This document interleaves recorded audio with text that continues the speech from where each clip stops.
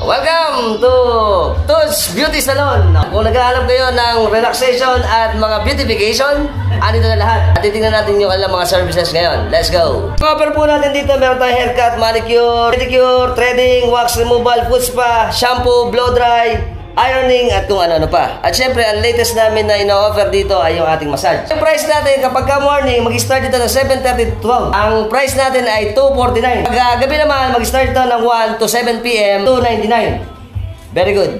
With idol. Ngayon, meron tayong offer na relaxation. Ito yung nakalocate sa second floor nila. Ito ang service natin for lahat.